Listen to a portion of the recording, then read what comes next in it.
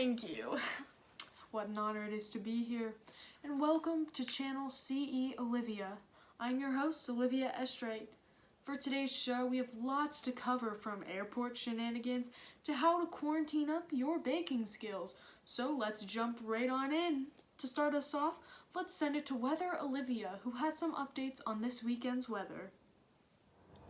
Hey, it's Quirky Olive the night before this project is due. Let's dive right on in. On Friday, the high is looking to be 42 degrees, while the low may reach 33 degrees. If you happen to look out your window at all throughout the day, it might be a bit rainy. As for Saturday, in typical Pittsburgh fashion, the high seems to jump back up into the 50s, while the low will go back down into the 40s. The day is looking to be partly sunny with a chance of rain in the evening. On to Sunday, the weather bug is forecasting a high of 56 and a low of 49 with a 50% chance of rain throughout the day. Have a great rest of your week, and if you go outside, make sure you're at least 6 feet apart from everyone and wear a mask and tie it correctly, because I didn't know how to. Catch you later. Wow, how intriguing, Olivia. Now, I believe Working Olivia has brought some news directly from the Pittsburgh International Airport. Let's go check it out. Hey guys, it's Working Olivia tuning in from the Pittsburgh Airport with an update on how things are here. So I work in a store called Joe and the Juice down in Gate B, and for as far as I can see down the gate, I'm the only store still open. Our store numbers have actually gone down each day, which there's no surprise, and normally we would hit around $2,200 in sales per day, but since the outbreak we've only been selling $20 to $90 a day. Other stores near me that are still open include Primanti Brothers, Chick-fil-A, and Dunkin' Donuts, all of which are at different gates. As for the issue of flights, when I looked up the cancellations, sources told me that there were over 10,000 cancellations across the United States just for that single day. Now, on a brighter note, the U.S. Department of Transportation recently enforced their decision to require airlines to fully and promptly refund citizens for their flight cancellations. Now, that's all I have here in the airport. Back to you guys. Thank you for that exclusive, Olivia. Now let's hear from Heartwarming Olivia about a man named Stanford. Last week, Stanford Friedberg, a 93-year-old World War II vet and the world's oldest teleskier, discussed how COVID-19 would not break him.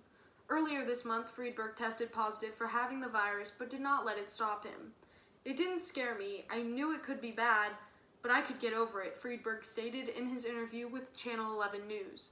After spending 4 days in the ICU, unable to eat or walk, he is finally on the road to recovery with more motivation to live than I will ever feel.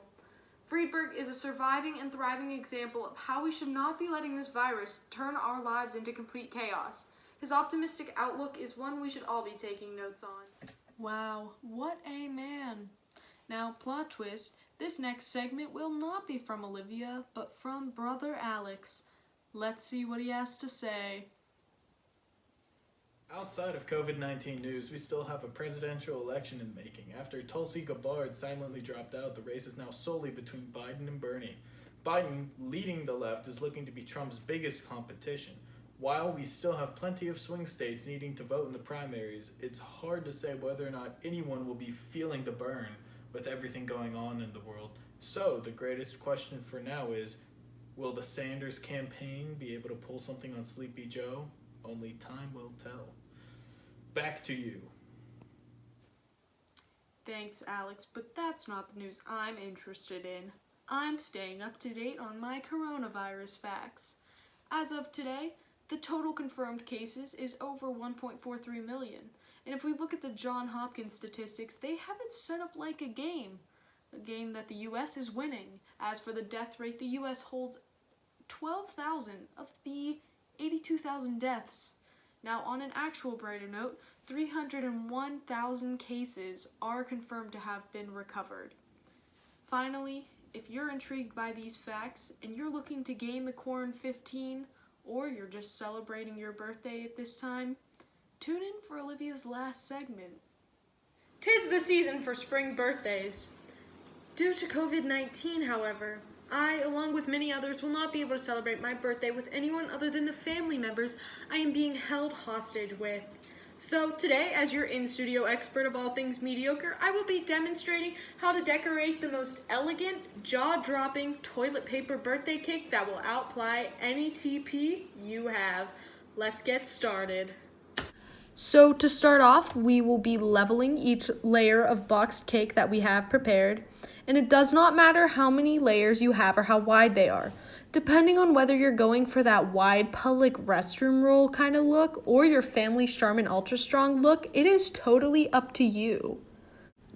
Next up, we will be icing and stacking each layer with the good old chocolate canned icing because no one has time to make their own icing.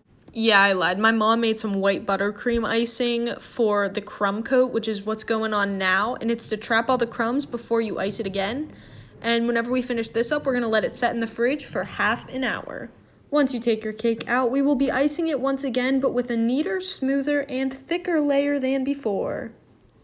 Now, I'm pretty good at improvising, and since I don't have the correct tools, I will be using a sanitized ruler to get the sides real nice and smooth.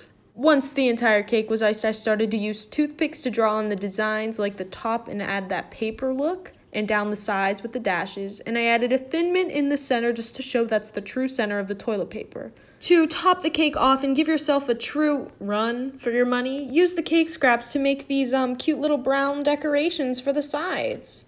Well, we have come to an end, and I guess you could say that we have been on a roll. Happy birthday to me and to all others celebrating during COVID-19. Well, folks, it's officially 12 o'clock on April 8th. And sure, that does mean I'm officially legal, but that also means this assignment is almost late. So, I'm gonna wrap this video up and say peace out. Girl Scouts, stay safe, wear your mask. Thank you. Because